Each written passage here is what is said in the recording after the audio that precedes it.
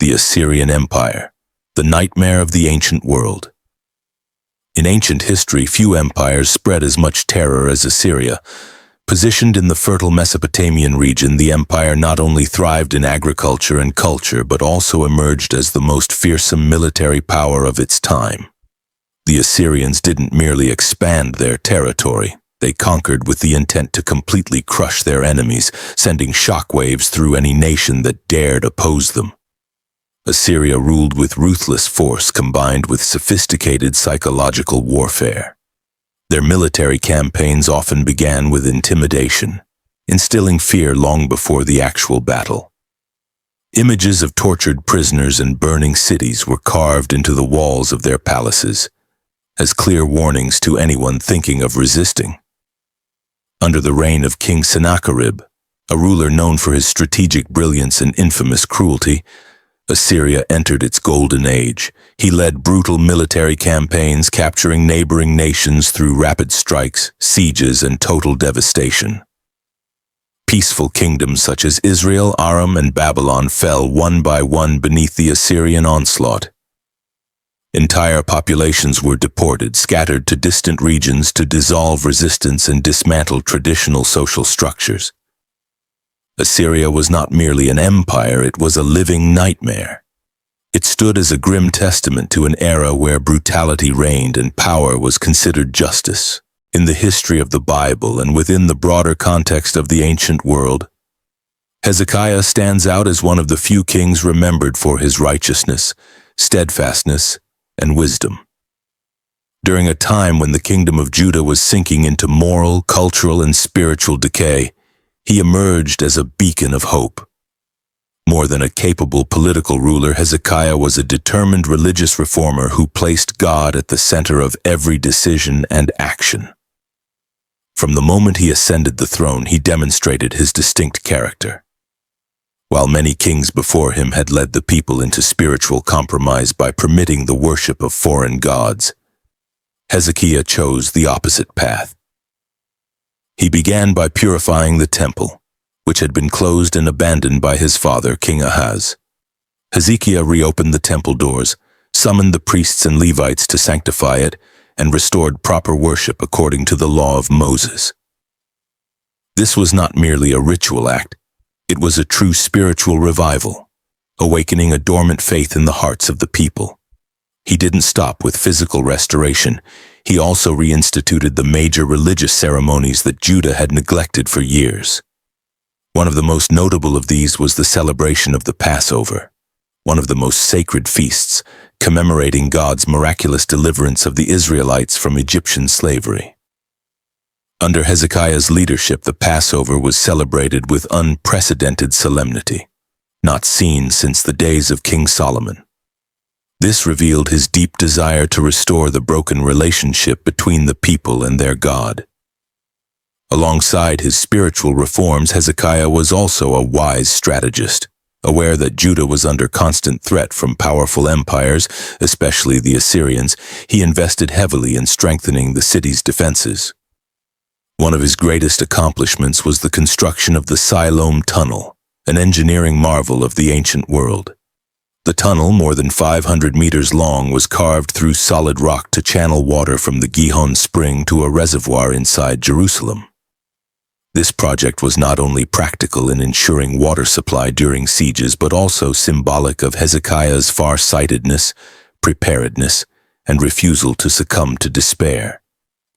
Hezekiah was the embodiment of faithful leadership, a man who refused to bow before the darkness of his time, choosing instead to rebuild his nation both physically and spiritually.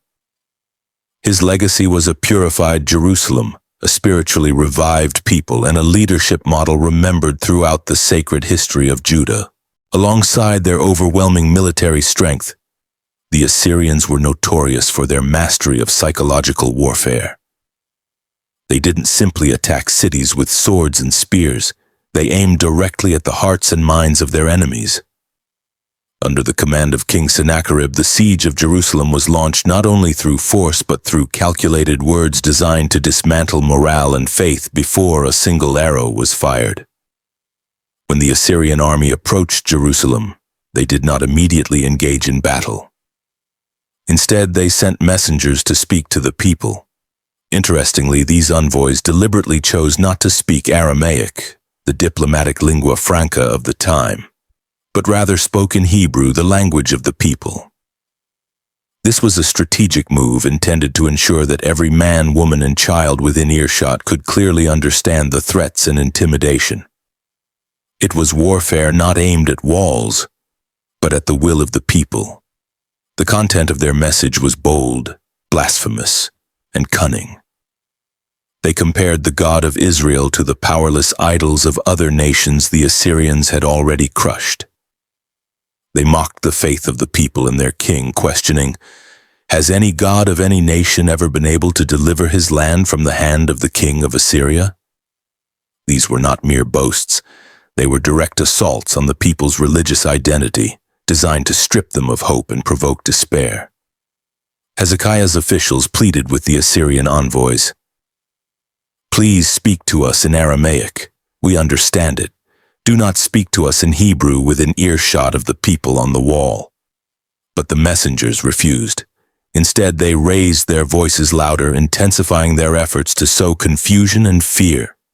They claimed Hezekiah could not save them, that they would starve and die if they did not surrender, and that peace and survival were only possible through submission to Assyria.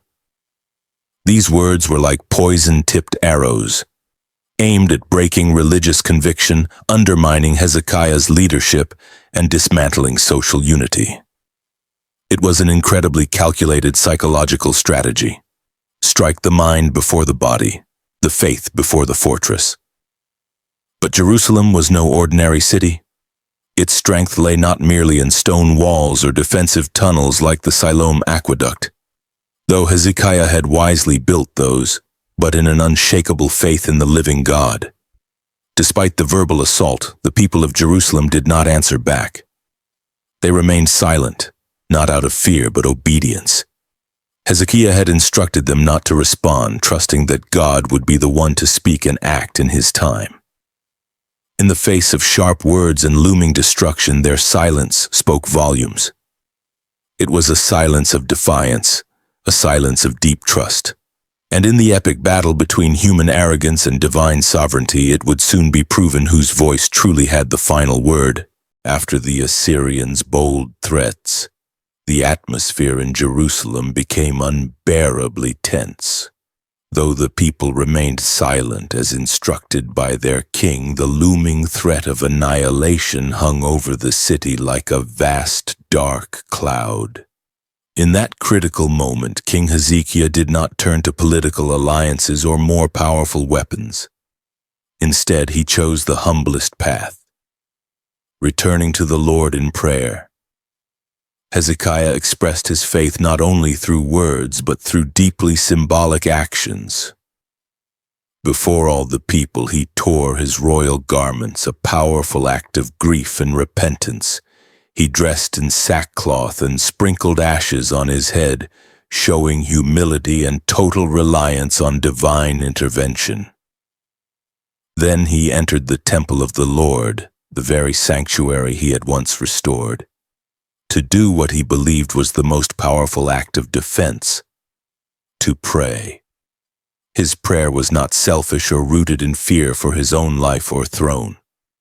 Instead, Hezekiah lifted up a plea centered on God's glory among the nations. He laid the threatening letter from King Sennacherib before the Lord, a symbolic act declaring, "Lord, I leave this entirely in your hands." He prayed, "Lord, the God of Israel, who is enthroned between the cherubim, you alone are God over all the kingdoms of the earth. Hear how Sennacherib mocks your holy name." What made this prayer extraordinary was its focus on God's reputation, not Judah's survival. Hezekiah understood that this was not merely a military confrontation. It was a spiritual battle between human arrogance and divine holiness, and in this battle he took his place not just as a king, but as a spiritual intercessor for his people, pleading not because they deserved saving, but so that all nations would know that the Lord alone is God. His prayer thundered through the darkness like a voice of faith in the silence. It was not a cry of desperation, but a declaration of trust. While the enemy shouted threats, Hezekiah responded with quiet surrender, entrusting the city's fate completely to the Lord. And from that quiet place, not from the battlefield, the true victory would begin to take shape.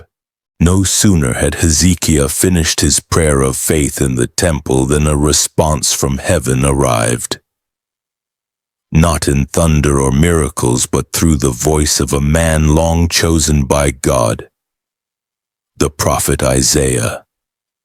At a moment when hearts were shaken and Jerusalem's walls were surrounded by the greatest military force of the age, a stunning declaration came forth, a divine promise that defied all reason. Isaiah did not deliver a battle plan or call for negotiation. Instead, he proclaimed a prophecy that completely defied all military logic. The Assyrian army would not enter the city, not shoot a single arrow, not raise a siege ramp, and would return the same way they came, to a people cornered and staring at what seemed like certain destruction. Such a message sounded not just unlikely, it was humanly impossible. But for those who trusted in the Lord, this was not wishful thinking. It was a test and a declaration of faith. Isaiah didn't speak from emotion or naive optimism. He spoke as a true mouthpiece of the living God, and the words he uttered held power enough to shape history itself. Even more astonishing, Isaiah's prophecy didn't stop with protection. It extended to a vision of restoration. Though Judah looked like a stump chopped low, Isaiah foretold that a remnant would grow again, take root downward and bear fruit upward. The nation would not just survive this siege. It would spiritually and physically flourish again. Isaiah's appearance and message were not merely comfort for Hezekiah's prayer. They were divine confirmation that God had already heard and acted. In a world where military might usually dictated the outcome, it was the voice of the prophet, God's own voice, that declared the true victory. No arrows would need to fly, no swords would need to be raised, because the Lord himself would fight for his people. And this seemingly impossible promise would soon prove to be as unshakable as the one who gave it. And then it happened, just as Isaiah had prophesied and just as Hezekiah had prayed in faith. The unimaginable unfolded not with clashing swords or blazing fires, but in the stillness of the night. While Jerusalem lay surrounded and its people waited in silent hope, an invisible warrior moved through the enemy camp, the angel of the Lord sent by the command of the Almighty. Without warning and without human effort, 185,000 Assyrian soldiers were struck down in a single night. No trumpet sounded, no arrows flew, no cries of battle were heard. Just silence, piercing, holy silence, as divine justice swept through the greatest military force of the ancient world. When the people of Jerusalem awoke the next morning, the scene outside the city walls had changed dramatically. What was once a sea of tents and war cries had become a desolate graveyard. The scriptures describe it with haunting brevity. When the people arose early in the morning, behold, they were all dead bodies. The camp that had once thundered with confidence now lay motionless. The great king Sennacherib, who had mocked God and boasted of his might, now stood utterly defeated, not by men but by a single act of divine power. Shocked, humiliated, and broken, Sennacherib withdrew, returning to Nineveh in disgrace. But his story did not end there. The very arrogance that had led him to defy the God of Israel would also lead to his downfall. According to both the biblical account and corroborating Assyrian and Babylonian records, he was later assassinated by his own sons while worshipping in the temple of his god. This final scene draws a chilling contrast. The man who defied the living God met his end in front of a lifeless idol, an altar that could neither hear nor save. It was not just the fall of an empire's campaign, it was the collapse of pride itself. What took place that night was more than just a military disaster. It was a miracle of cosmic proportion, a divine statement that no army, no king, and no earthly power could stand against the will of the Lord of hosts. The miracle in the night was not only a rescue of a city, but the vindication of God's name before all nations. Hezekiah didn't win through politics or weapons, he won through faith. And that night, faith became victory and prophecy became history. As incredible as the story of Jerusalem's deliverance may sound, it does not rest solely in the realm of religious tradition or sacred text. In fact, secular historical records and archaeological discoveries provide powerful confirmation of the biblical account, offering a rare convergence of faith and fact. The Assyrian annals themselves, typically known for their exhaustive boasting and meticulous recording of military victories, tell an oddly incomplete story when it comes to the siege of Jerusalem.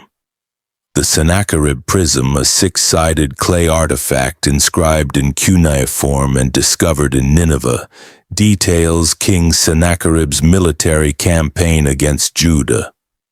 It proudly declares that he laid siege to fortified cities and captured them, and that he shut up Hezekiah like a bird in a cage. But what it doesn't say is even more revealing. There is no mention whatsoever of Sennacherib conquering Jerusalem. No triumph, no spoils, no glory. For a king who recorded even the smallest of victories, such a glaring omission can only mean one thing. Jerusalem withstood the siege, just as the Bible claims. The silence is not merely historical, it is deafening. Beyond inscriptions, archaeological discoveries provide further corroboration. The Siloam Tunnel, commissioned by King Hezekiah to bring water into Jerusalem during times of siege, still exists today and can be visited. Carved through solid rock with remarkable precision, it remains a testament to Hezekiah's strategic foresight and a direct validation of the biblical narrative in 2 Kings 20:20.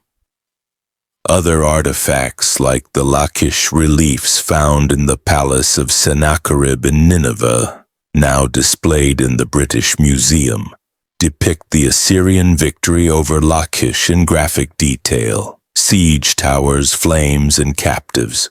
Yet again, while Lachish is memorialized in stone, Jerusalem is conspicuously absent, further underscoring the failure of the Assyrian king to conquer the capital of Judah. Even non-biblical sources such as the Babylonian Chronicles and the Greek historian Herodotus echo this mysterious disaster. Herodotus speaks of a strange plague, possibly caused by mice, that destroyed the Assyrian forces in Egypt, a legend perhaps related to the divine destruction of Sennacherib's army near Jerusalem. The timelines and details differ, but the core message is shared. Something inexplicable and catastrophic happened to the most powerful army of the age. The outcome of this miraculous deliverance rippled far beyond the city walls. Jerusalem's survival changed the geopolitical landscape. Judah remained intact while Assyria's expansion stalled. Spiritually, it marked a defining moment of divine vindication. Historically, it stood as a rare moment where divine prophecy intersected public record, and where silence in a pagan king's archives shouted louder than his boasts. This was not just a story of divine power. It was a moment where faith left footprints in history. In the wake of miraculous intervention and undeniable historical clues, the story of Hezekiah stands not only as a chapter of ancient drama, but as a living message, one that continues to speak across the centuries to hearts that wrestle with fear, pride, and trust. Above all, this narrative elevates faith in God above the power of men. While Assyria stood as the mightiest empire of the day, boasting numbers, steel, and strategies, it was ultimately undone not by superior armies or brilliant tactics, but by divine justice responding to humble dependence. Hezekiah's strength was not in his fortresses or alliances. It was in his prayer, his humility, and his unwavering confidence in the Lord's promises. At the heart of the Assyrian downfall was arrogance, a belief that no god, not even the God of Israel, could withstand their might. This was not merely military overconfidence. It was spiritual pride that challenged the holiness and sovereignty of the Creator himself. And history, both biblical and secular, records the result. Total silence where there should have been triumph, and death where there had once been boastful declarations. Yet this story is not just about divine wrath. It is profoundly about God's faithfulness. Hezekiah didn't trust blindly. His faith was matched by action. He prayed, but he also prepared. He reformed the temple in the hearts of his people, but he also built the Siloam tunnel and strengthened the city's defenses. His life was a model of faith fused with responsibility, of trust that doesn't cancel action but inspires it. The victory of Jerusalem was not a call to passive belief, but a declaration that when our trust is placed in the one who is eternal, no enemy is truly undefeatable. It teaches that God is not impressed by empires, but he responds to hearts that are bowed before him. This video's closing message resonates clearly. We live in a world where pride still speaks loudly, where threats and fear try to dominate the narrative. But like Hezekiah, we are invited to answer, not with panic, but with prayer, not with retreat, but with reverence, and not with trust in our strength, but in the unwavering power of God. Through one man's obedience, a nation was saved. Through one night's miracle, the world was reminded God keeps his word. He defends his name, and when his people trust him fully, he still delivers. If this story inspired you, feel free to share your thoughts in the comments below. And don't forget to subscribe and turn on the notification bell so you never miss our next video.